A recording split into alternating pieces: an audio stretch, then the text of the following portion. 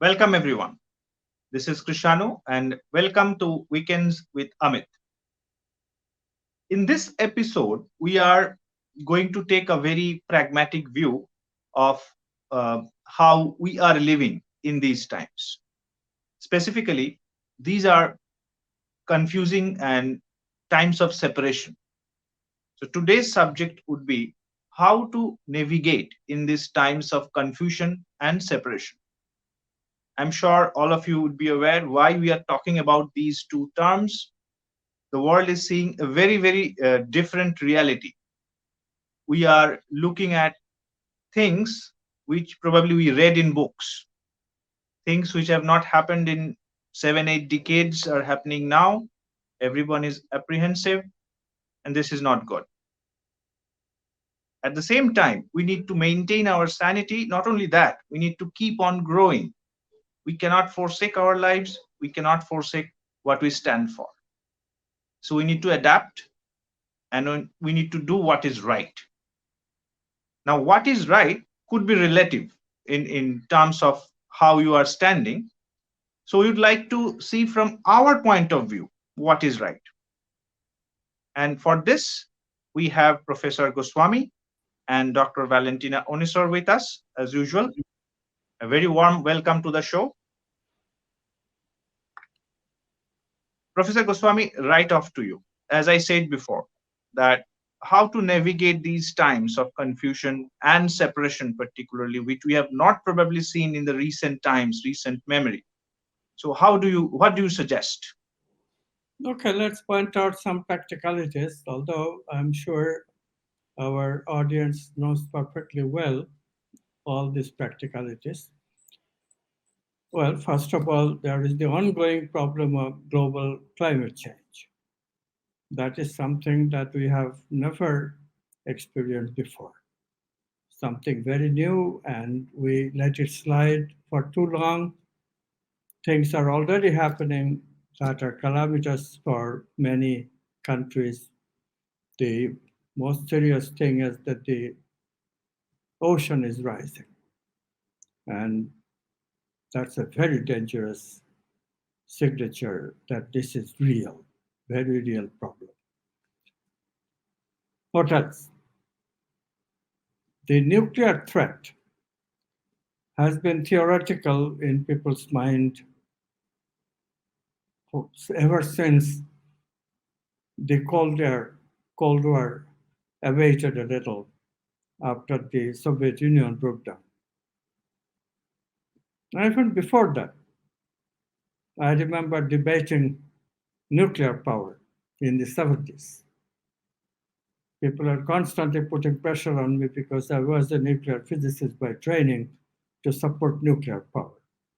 And in my own mind, I was very undecided, very mixed up because I knew that the nuclear power has real danger of proliferation of nuclear bombs because once you have a nuclear reactor, you have an easy available source of plutonium, the active material of the bomb.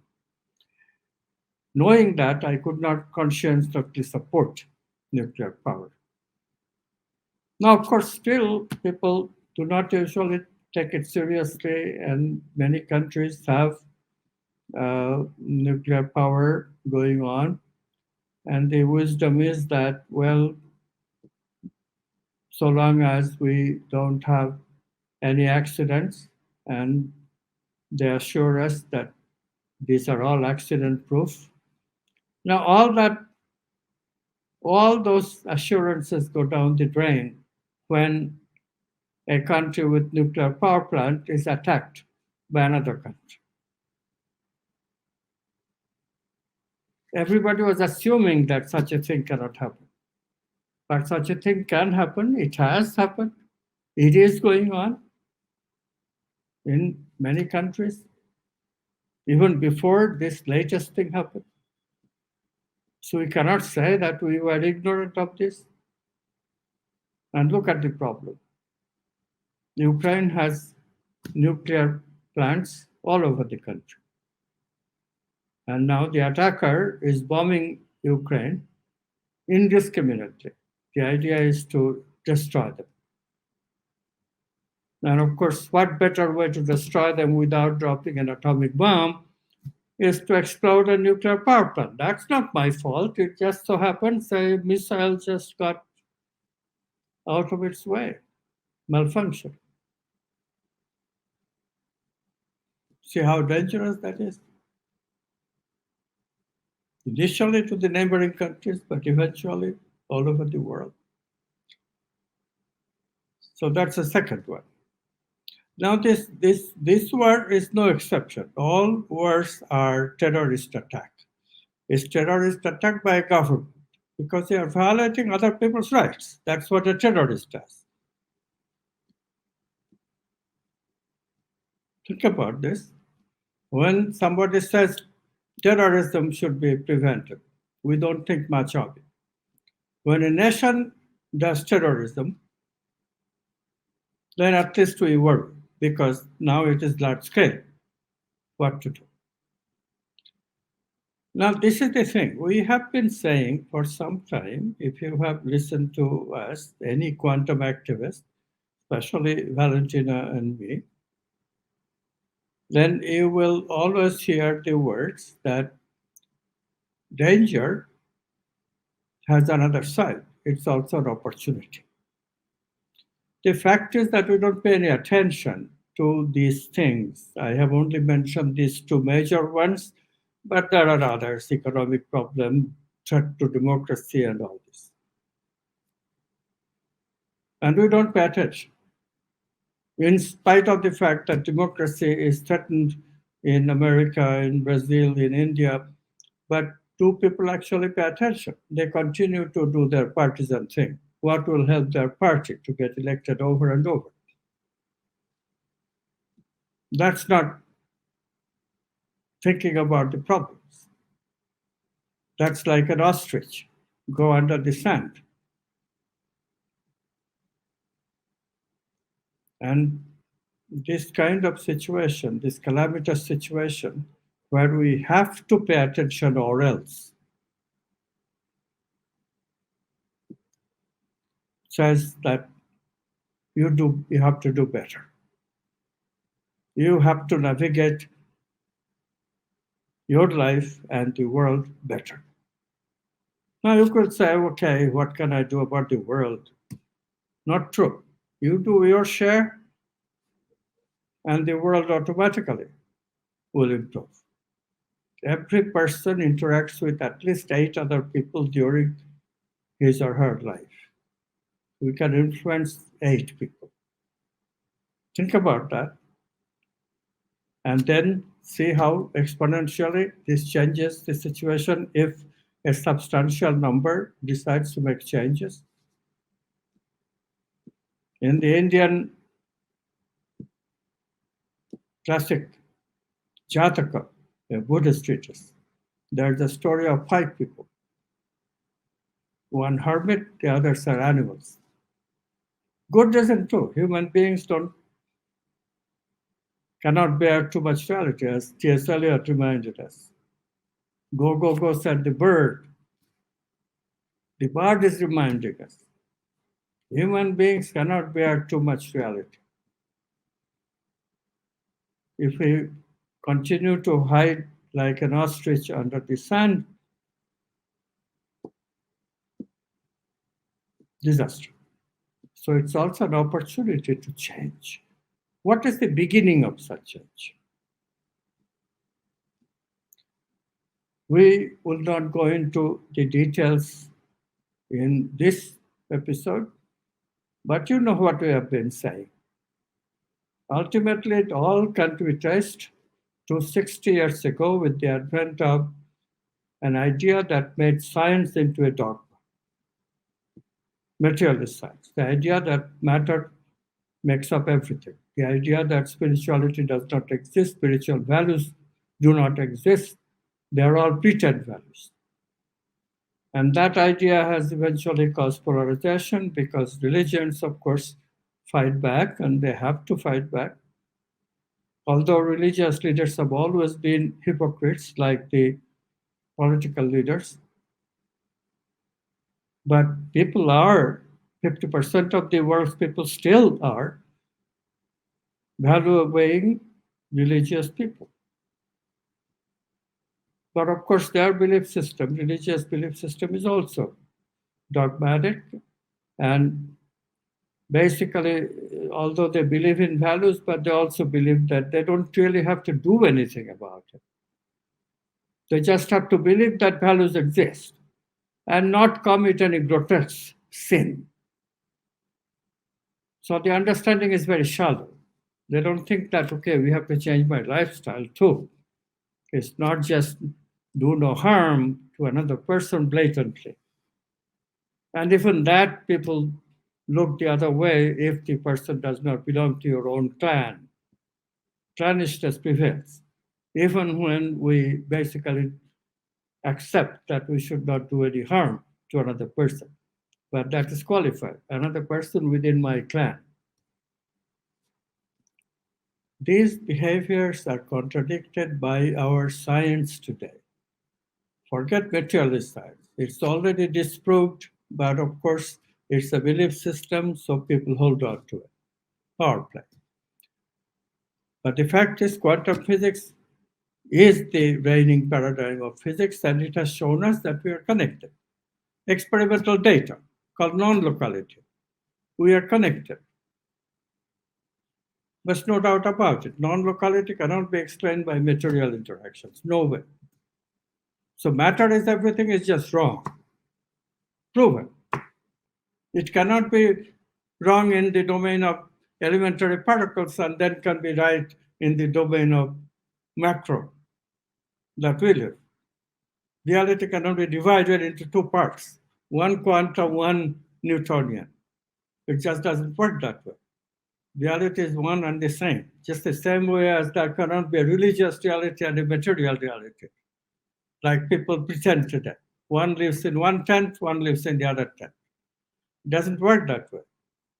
There's only one reality. And that reality is that we are all interconnected. The interconnection breaks down when we are experiencing things manifestly. But as soon as we are not manifesting, that oneness, that connection becomes potentiality again. But it is potentiality, so we don't necessarily have to connect. And this is where things go wrong. People are not connecting where they could, and they must, because the Earth is only one common planet. Again, you cannot divide up. You cannot say, okay, this part east, this part west, this part north, this part south. It's just this one big spaceship on which we are on. We have to deal with that. No way that we can live our separate ways, selfish ways. This way will always be confusing because these calamities will occur and recur and make us sick every which way. All our systems will fail. Imagine that. And we can all avoid this by simple resolve. We'll change our belief system first and we'll go from there. We'll learn how to navigate these difficult times. We have learned before. We had dark ages, we had learned the new ways with science. Today, that science that Newton developed has betrayed us. It has become a power play. Dogma. Science does not permit dogma. Quantum science is giving us a dogma-free science. With itself, we can change. The ways to change is very clear, but I have spoken too much already. Let Valentina clarify how you can actually change. Quantum physics is showing us the way. Yes, Dr. Onisor, we are all ears. So, indeed, probably you heard this divide and rule policy. It's in Latin divide et impera. What if you are looking for the definition of this policy? It is something like gaining and maintaining power by breaking up larger concentrations of power into pieces that individually have less power than the one implementing the strategy. Just think about that, because I see it left and right. So it is the second time lately when we all are divided in two camps, strongly opinionated and against each other, as humanity fighting humanity. Yeah? And while economies are going down and human rights become history. So first it was vaccinated against unvaccinated, now it's pro-Americans and pro-Russians, for some countries more than for others. And also you see that a lot of lies, people lying, all these hypocrisies, they come up blatantly. And what I see is that the big powers just create this theater, and many pawns and clowns are there, at the expense of humanity. So it's also funny for me how, for example, when the USA is attacking, is not called invasion or terrorism, but when others do, is the same. So this game of power and domination can lead to destroyal indeed. And yeah, competition, power, domination. This is not really characteristics of a human being. Yeah? So what I see in many is that this kind of threat is creating two kinds of reactions. One is to go back to the essentials, and even it brings suddenly a kind of integrative attention, which includes a healthy style, a doobie-doo style. I really saw in many people of my friends, and even in myself, I saw this reaction. And the other kind of reaction is, of course, going into fear, contraction, depression, or again, being stuck on TV and on the news, which are repeatedly sending images which have been sent even years ago, but they are sending the same image to create this kind of state, to amplify what is happening anyway, which is not a good thing, but even to amplify it further. That for me is interesting what the media is doing. And I would suggest, first of all, to take whatever news you will find with a grain of salt, and eventually check both sides. But again, don't do it so excessively as if all your day and night and life depends on that. Over checking your phone, for example, it's only leading you to become more hyperactive. So it's not going to really help. Better work, for example, through your own inner wars, and come to peace at least with yourself. And I see many people this reaction, actually. So as Amit was saying, that crisis indeed leads also to some people taking the opportunity of those times, because indeed we were many years, a lot of, and most of us were sleeping, like a big god there just sleeping. And these kind of things are also meant to shake us up. If we cannot wake up with the flower, now we have to wake up in this way. That's how I see it. And what I also, it would be wonderful for some of us if we would have a kind of readiness. For example, if you live surrounded with people alike, or you have a community, that's even better. Of course, if you have love in your life, that's the biggest plus you can get in these times. If you have access to natural resources, if you have enough optimism built in and positive emotions, and also you have trained your attention, so then you are more ready than others. It doesn't mean that if you're not, now you cannot be, because you can, yes. So it's kind of it's never too late, really, until it is. So what I saw, it's that people go back to the essentials and discover things that matter, like, for example, connection with old friends that matter. You find suddenly that, yes, it matters, I want to connect. And or suddenly you start practicing things which you kept postponing. And my feeling is that it's what's happening, that it will bring out that is called authenticity, and then if you're thinking again of all this excessive mentalization, now you're watching this news and the images, I don't know what, and you're also suppressing your love energy in the heart chakra. Yeah, you don't want to be with your lover because you want to watch the news. And then, of course, the immune system malfunction is due to faulty vital and mental processing in this way, and it will take its toll. And then think also about the mirror neurons, which are built in. Yeah. So the circuits in the brain that imitate other people's behavioral response to a stimuli. So just watch that, uh, because that's the way how you get other people's negative emotions. You pick them up. Yeah. But in the same way, what I would recommend in these times is also laughing, for example. So it's not about it's not a mocking way of laugh, but still taking yourself and even all that happens too serious. That can lead to health problems and to many other problems. So um, laughing actually it's halfway to wholeness in our archetypal journey of inner creativity. The Chinese and Japanese cultures, you see all these Buddhas laughing everywhere, and the human being is the only species on earth that has the capacity to laugh. Yeah. So of course that humor and laughing will release stress, and very very efficient, really, especially if you do it with the loved one or with other people. It's super contagious. So in the same way as the fear and these negative circuits are contagious, the same way humor, which again it's an expression of your inner freedom. Yeah. It can help you to discover that kind of freedom of life inside of you, and even the happiness. It's not that now laughing has also the advantage to again, as I said, it's contagious, and it comes naturally when people simply are themselves.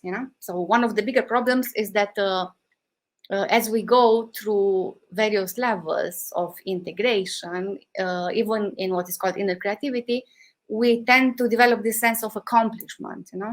And also this gives a self-respect, but also strong ego, and with that a lot of seriousness. So when you see somebody very very serious, just run away. Okay, then there are other things, of course. Cultivating a healthy grounding, stay more in the nature, do tasks, simple tasks like gardening, walking barefoot on the grass. Yeah. So again, you don't need to keep yourself in a prison. Yeah. You create your own prison now, just staying locked and watching the TV, right? You can truly just go now outside if you're not in Ukraine, of course. Yeah.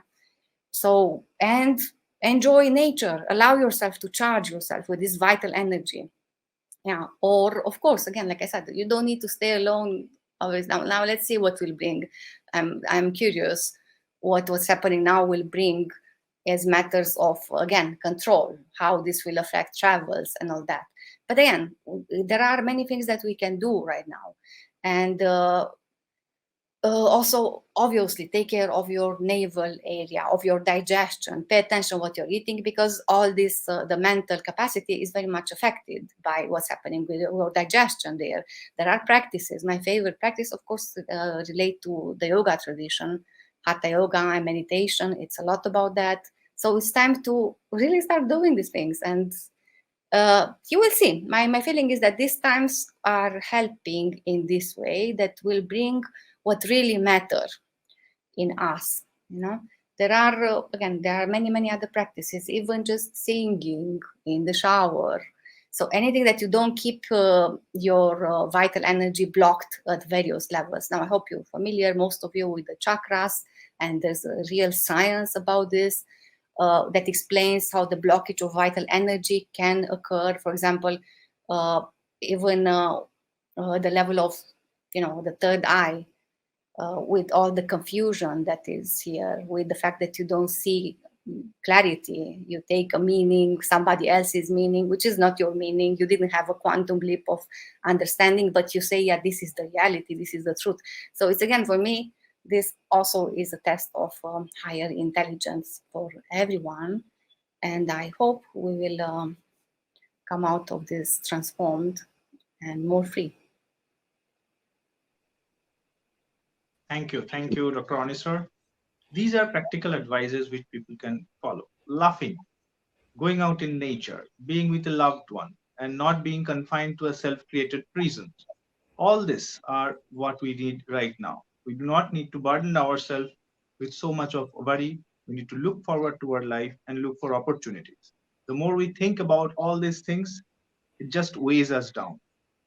So now back to Professor Goswami, uh, wrapping up and any new additions to this. Thank you, Kisharu. There's one more thing about quantum worldview, about quantum physics. And this is sometimes summarized in a way that we laugh because we know that this cannot be that simple. The phrase I'm talking about is a sentence: we create our own reality. Of course, if we try to create our own reality in the form of a motor car in my garage or wealth in my bank, I fail. So it's not that simple. But if you look at quantum physics, there is a basis for this dictum, but not simple. In quantum physics, it's really true that we choose. But in the ego state that we experience, everyday consciousness, because of conditioning, we limit our choice to only a conditioned spectrum of choices. We do it to ourselves. And this spectrum of choices are usually governed by the brain circuits. This is why people are aggressive. They cannot help it. It's built in their brain, it's built into their immune system. As Valentina said, love is the antidote, but that requires effort. How to bring love? This is a question we can ask. Can we manifest love? Not only in me, but also in others. If I choose a reality that includes love and peace, not war, can we actually do that? How do we do that?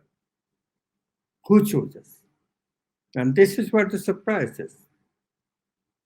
Who chooses is consciousness as the ground of all being, which means a non local consciousness. You have heard me say that word, non local consciousness, consciousness which where we are all connected,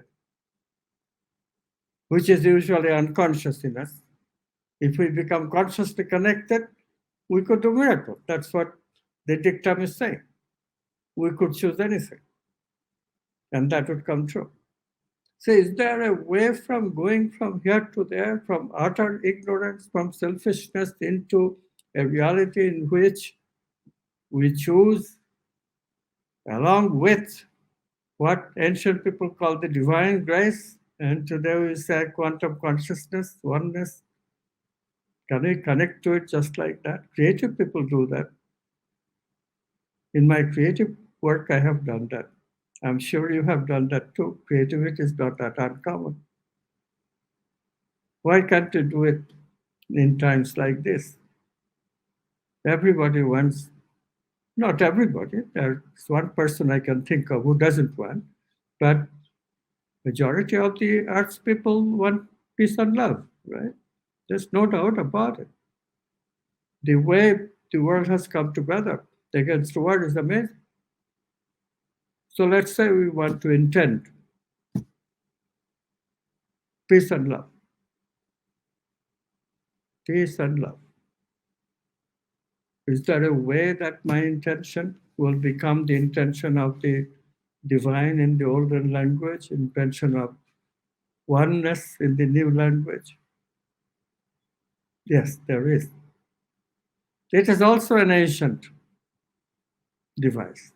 We have added the intention part because ancient people, especially in religion, they had the misconception that we don't have any freedom at all. It's all God's grace. No, that's not true. What new science has found that we do have a limited amount of freedom. And we use that, obviously. People have war or people have peace. People have love or people have misery. We are choosing. But can we choose really peace and love for everyone on earth? We can try. It's called prayer. Part intention, quantum version, part ancient version, prayer. Why prayer?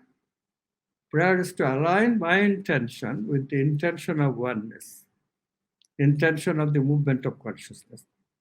So try this. Let's try it right now. Intend strongly, like you are exerting your will. I want peace and love and not war.